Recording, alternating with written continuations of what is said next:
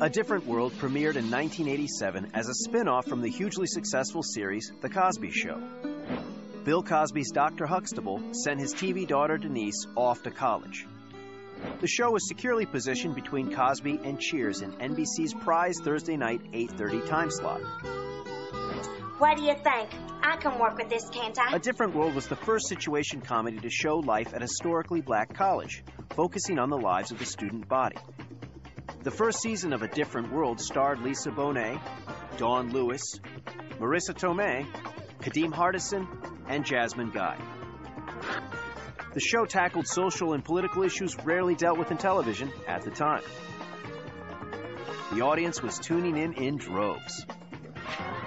12 years after the final episode, the original cast got together to relive and rejoice in the series' success. We did this show for 6 seasons, and we got very close.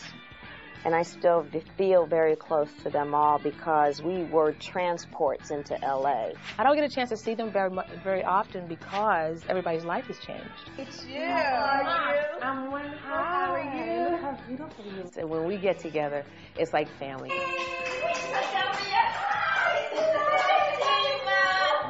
Oh my God! Look at my As late and wrong as usual. We've not been in the same room together like today in a while. Party people!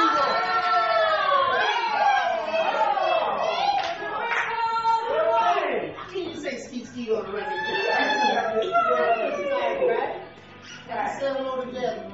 I loved that A Different World had a diverse cast. We were all black, but we were so different. A Different World was a hit right out of the gate, almost always in the top 5 throughout its 6-year run. Must-see Thursday was Cosby, A Different World, Cheers, Something Funny at 9:30, Wings sometime, and then L.A. Law. Oh, L.A. Law. That was must-see Thursday night. That's what set it off. The first season of a hit TV spin-off is not unlike the first semester of college. Not as easy as you think. I think the level of expectation for us was really, really high because the level of excellence on The Cosby Show was really, really high. There was production on the West Coast for A Different World, production on the East Coast for The Cosby Show, and I was asked to go and do an episode of Different World. I couldn't tell if the show was funny. The scripts were bouncing all over the place to me. We hadn't aired yet, and I was getting absolutely no feedback. Well, I was getting feedback, but I was getting really negative feedback from the producer of the show, Ann Beats. Ann had just left Square Pegs and Saturday Night Live, and then she brought you guys in As Square Pegs Jr. Every script we had was like a revamped Square Peg script. We could have been, like I said, 4 white kids from Kansas. There was no ethnicity to it at all. Some of the stories we were asked to do were to be kind, light. Now, Denise is a woman who goes for natural fibers. Looks like you bought at the store. Yeah, I spent a little more than I planned, so I'm going to need to borrow some of our money. I spent my share on Buttercup's present. Y'all were doing episodes about keeping an egg. Come back, little egg, child. Eggs, about pig noses, about stuff that had no connection really to college. We needed some help. I thought the first season we were lost. The star of our show was Lisa Bonet. She protected us from a lot. Lisa took a lot of unnecessary heat that was not hers. I mean, all we could do was what was given to us. I just felt like they didn't know what to do with Marissa Tomei's character. One week she was brilliant, the next week she was a ditz. So I taped the episode, and I went back to our studios in New York and knocked on Mr. Cosby's door. He invited me in, and he smiled and said, "So how was it?" And I looked at him and I said, "Well, Bill, your name is on this, and it's not right." I honestly felt after that first season that was it. It's kind of like, yeah, I don't want to do this. I don't understand what it is we're trying to do here. Maybe a couple of days, maybe a week later, he came and he said, "I want you to go out there and take a broom." Over the summer, a lot happened. He got the master sweeper. He called Debbie. So we come back to the show. We have a new producer. Ann Beats is gone. Debbie Allen comes in. Or Wonder Woman, whatever you want to call her. Debbie Allen came to Then you see Dwayne. Ah, Cherie, my Cherie. You give him a 2 kiss. Mwah. Mwah. I remember the breakfast that I had with Carsey Werner and all of them. And Bill had said, Miss Thing, Miss Trash, that's what he called me, Miss Trash, I want you to get your broom out and clean house. I mean, he was giving me authority to let anybody go, do whatever. I didn't let anybody go. I didn't fire anybody. I just wanted to go in. And having gone to Howard University, I mean, you got to put some hot sauce on the table. Yeah. You know, that was just as simple as that. But while you're at the post office, see if they got any job open. I've got a job. I'm a musician. Hey, man, I mean a job that pays. Wake up and smell your empty bank account, Well, fool. if you were any real kind of friend, you'd carry me a little longer. Oh, hey, I am your friend. I'm going to carry your bags to the curb. That's it. When Debbie came, it all Everything changed. changed, yeah. And you get excited, start unpacking it. Oh, my mama fool trouble. The biggest change was we had to exercise every morning. I wasn't really keen on it. Debbie had the entire cast doing dance warm-ups before we even began rehearsal. She came in and she flipped it all around, and she was like, we're going to lose the girls. We're going to lose them weaves. She snatched the weaves out of everybody's hair. All the girls with their long hair in that first season, they was just feeling themselves. She was like, And that show did a 180. All of a sudden, it was alive with spirit.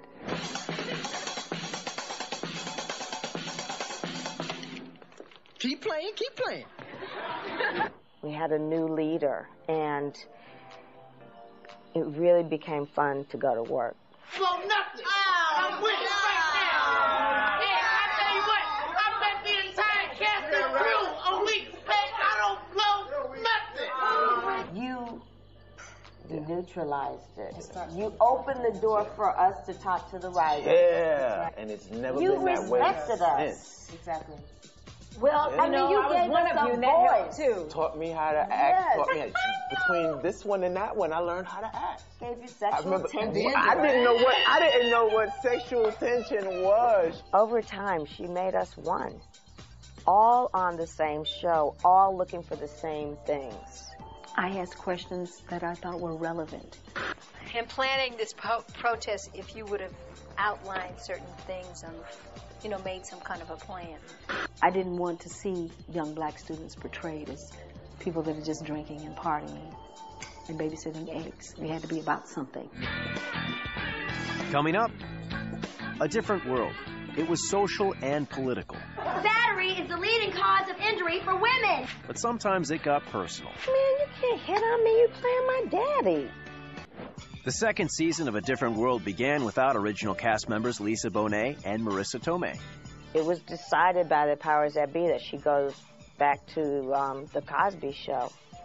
But there was a rumor, and I have to preface this with there was a rumor because I haven't talked to Dr. Cosby, that he wanted to incorporate her pregnancy on the show and actually show the struggle of a young mother trying to get her degree, which I thought was brilliant. But, of course, they didn't go that way. Jasmine Guy now led the ensemble under the creative direction of producer-director Debbie Allen. I knew that the show had the potential to really do something really great. Battery is the leading cause of injury for women. It is time we call this what this is. My favorite work that was done on the show were shows like the Apartheid Show or the Date Rape Show or the AIDS Show that had heavy issues but were still funny and still entertaining, because that's how life is. There's something I want you to have. It's a very important accessory necessary for the evening. A condom. All the shows before, it had been comic, it had been, sitcom-y. The stories started to have real meaning. That was the spring of 1992. By the following spring, Josie Webb had died of acquired immune deficiency syndrome, disease we all know as AIDS. We were the first television show to address AIDS. I remember we were having a cast read-through here in my house. We were all in the dance studio when Magic Johnson made the statement that he had HIV. He was HIV positive. I remember you were crying. Everybody was crying. Everyone was devastated. But the next germ of a thought was that we had to do something about it. When we did this episode, and Tisha was amazing in this role, and this was actually the episode where I found Jada, because Jada auditioned for that role. Oh, yeah, that's right. Yep, that's when I saw Jada. I said, no, we can't lose her to AIDS. We got to give her, come back, put her on the show. Yeah. And that was the first time Bill ever came to the set. That was the first time. First and only time. Well, my favorite episode of all time was, what was it called? It's the one with Dean Cain. Yeah. We were going to a football game, Hillman versus the rival school. Yeah. And he was playing bookie. That was the thing that once I was, the character was laughing and counting his money. They asked for a spray can. They're like, what for? I said, well, we're going to put his name on his car. And they went to the car and started spraying the N. They only got the N out before a fight started. And as the fight starts, he comes around and all bedlam breaks loose. And I got to find out that Dean Cain is a pretty strong cat. Then we all end up in jail telling both sides, telling what happened. You can either tell me, or I'll go with their version. I was in the stadium parking lot, sitting in my car. Hey, man, stop. Come on. Take it easy, man. Come on. Hey, you want something? And then when they told their side, we were like, what's up, dog? Yeah, where you coming from? Yeah.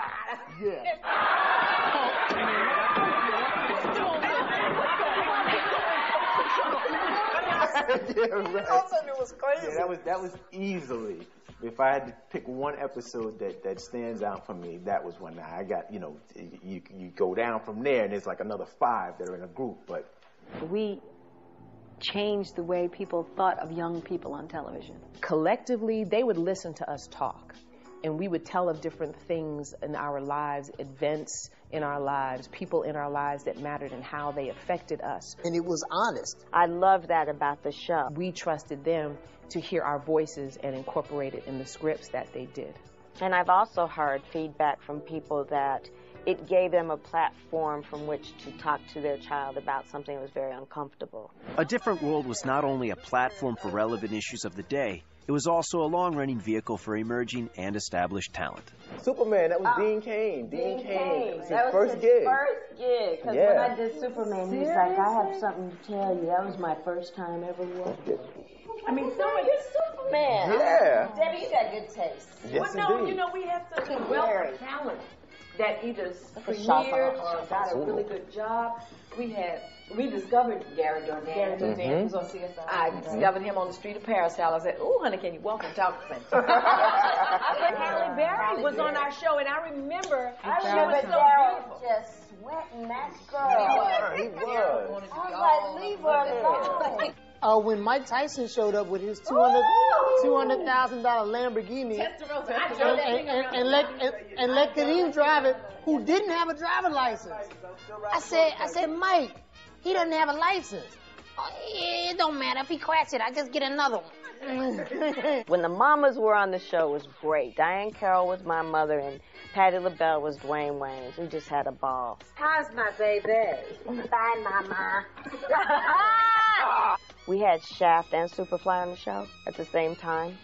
Richard Roundtree played Kim Reese's father, and my dad was Ron O'Neal. Superfly.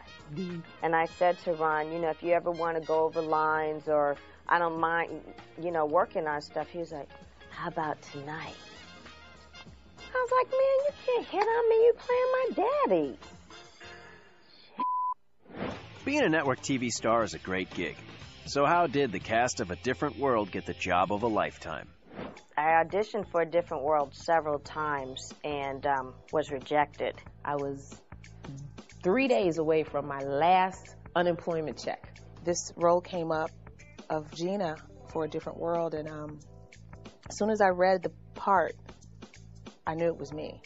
When this role came up for Whitley Gilbert, I decided to go in as unlike me as possible. Because I figured, how many times can you reject me?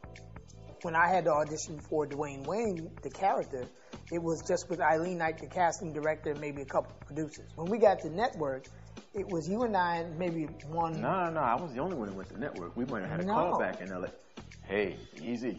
So now what really happened was they flew me out. I stayed in the hotel at the Universal Sheraton. No, he was at the Mondrian on Sunset. Okay, now he might have that part right. See what I'm saying? I went in with this accent from my third grade teacher, Miss Pankard. I walked in the door, and there were 30 people in the room. It was packed. And I was like, and that was it. That was my audition. It tanked. I went in and I auditioned. They flew me to LA. I never thought, I walked into the room and I was my last choice. It felt like a million people, a sea of people in the room. Just took a deep breath, and I just went for it. I was flown back to LA, met with Mr. Cosby, and was sitting there in the room, in his dressing room in Brooklyn, where he was doing the Cosby Show at the time, with him and the producers.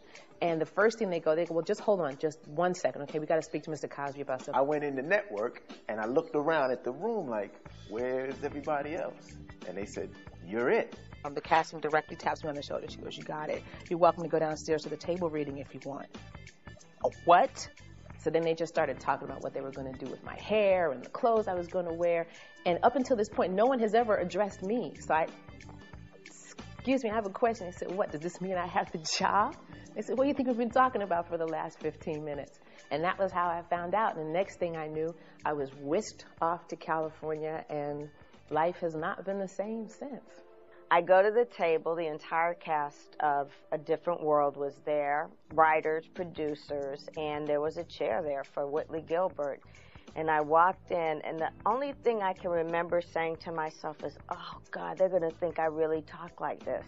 Because I had no intro, no hanging out at the snack area, nothing.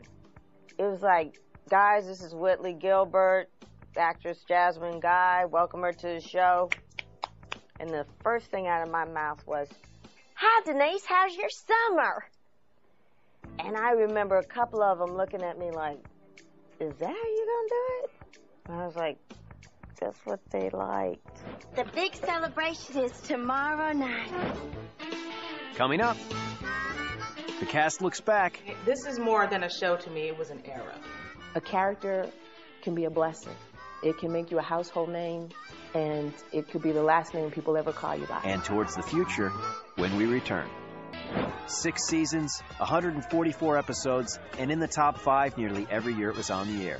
A Different World ended its successful run in 1993. A Different World made it possible for me to explore avenues that I had only dreamed about. Being a network star can be tough. I felt the weight and pressure of having to kiss, Halle Berry and, gosh, who else did I have to kiss? I mean, just so many women. There were so many. Have money in your pocket, a little love coming at you from everywhere. Boy, I was just having a ball. My first big expenditure of money was to pay off my student loans from college. I think the first place I went to was Fred Siegel. The fact that we were young and we were black and a lot of us were from, not the Hollywood sector. But just for anybody, period, to have a hit show is a rare thing. A character can be a blessing. It can make you a household name, and it could be the last name people ever call you by. Yeah, I'm still Wayne Wayne. Oh, they didn't even get the name right. It's not Dwayne Wayne. It's right. Wayne Wayne or Dwayne. Or Ron. Ron. Hey, it's Ron. With the end of the series, the close-knit cast went their separate ways.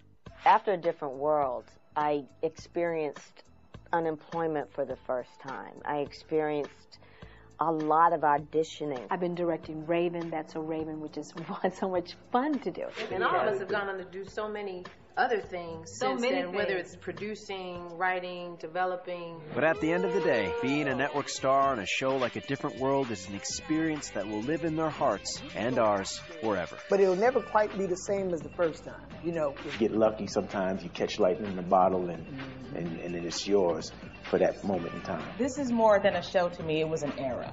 A Different World, for me in my career today, was definitely the turning point. Looking back, that was the best time of my life. You can never step in that same water twice. So you're always going to think about it. You're always going to remember it. Nothing that'll ever kind of compare to those 6 years. I would just like to be on that set with everybody. I mean, just laughing and laughing till I peed in my clothes. I miss that.